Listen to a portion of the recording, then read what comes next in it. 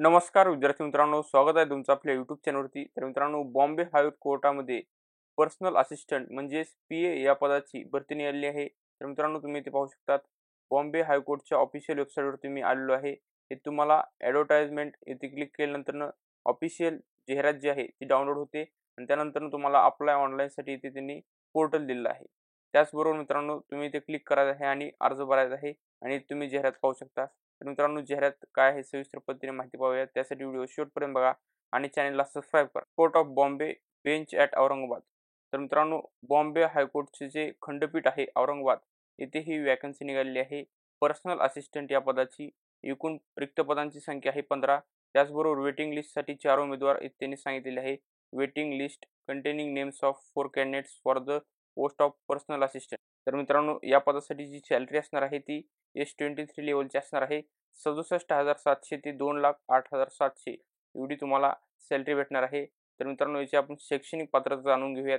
यासाठी शैक्षणिक पात्रता असणार आहे फक्त ग्रॅज्युएशन. तुम्ही इथे पाहू शकता युनिव्हर्सिटी डिग्री आणि त्याचबरोबर तुम्ही जर का हायकोर्टामध्ये स्टेनोग्राफर किंवा हायर ग्रेड स्टेनोग्राफर असाल तर तिथे तुम्हाला 10 वर्षाचं तुमची सर्व्हिस झाली असेल तर ते तुम्हाला LLB डिग्री आवश्यक आहे असं त्यांनी सांगितलेलं आहे. आणि यासाठी एज लिमिट जी आहे ती 21 ते 38 वर्ष अशी आहे. आणि त्याचबरोबर general category and not more than 43 years. General कॅटेगरीसाठी 43 वर्षापेक्षा जास्त नसावे. आणि तसेच SC ST OBC SBC यासाठी त्यांनी असं म्हणलं आहे की specified for the time being by government of Maharashtra on the date of the advertisement.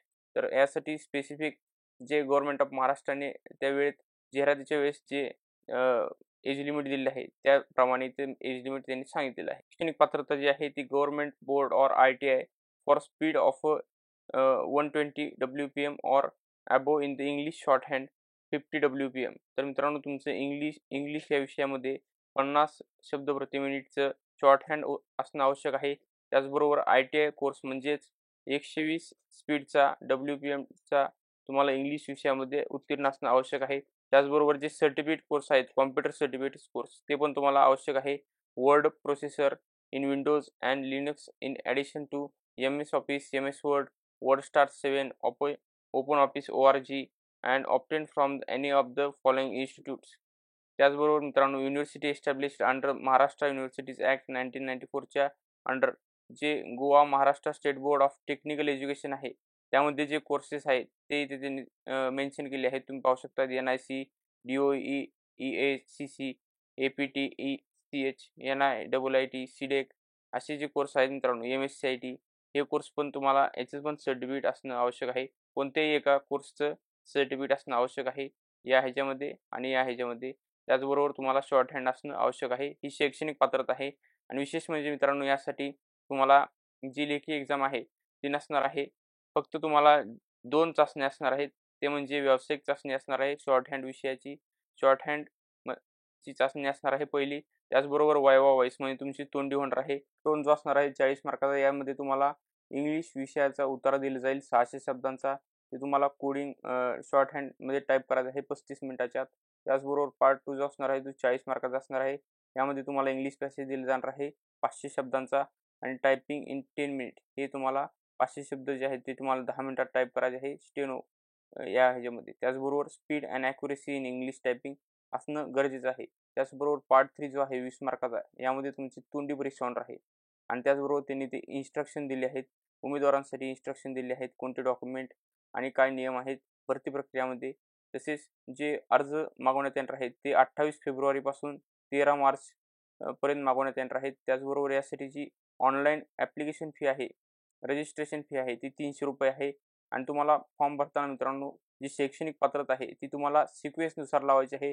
पहिल्यांदा 10वी पास, नंतरनं 12वी पास, नंतरनं ग्रॅज्युएशन आणि त्याचबरोबर पोस्ट ग्रॅज्युएशन असं तुम्हाला क्रमाने मान्य करायचे आहे. किंवा व्हॉईसच्या वेळेस तुम्हाला डॉक्युमेंट्स जे लागणार आहेत ते त्यांनी सांगितलेले आहेत. तुम्ही पाहू शकतात. सेल्फ अटेस्टेड फोटोकॉपीज, त्याचबरोबर date of birth certificate, marksheet आणि certificate issued by government of board GCC और ITI शॉर्ट हँड सर्टिफिकेट लागणार आहे. त्याचबरोबर computer proficiency issued by any reputed recognisation institution. त्याचबरोबर experience certificate in an issued by employer containing in his her name, signature, date of issuance and seal of the office institute. त्याचबरोबर caste certificate, domicile certificate हे तुम्हाला जे document लागणार आहेत ते तुम्ही इथे पाहू शकतात. एवढे तुम्हाला डॉक्युमेंट लागणार आहेत वायवा व्हॉइसच्या वेळेस.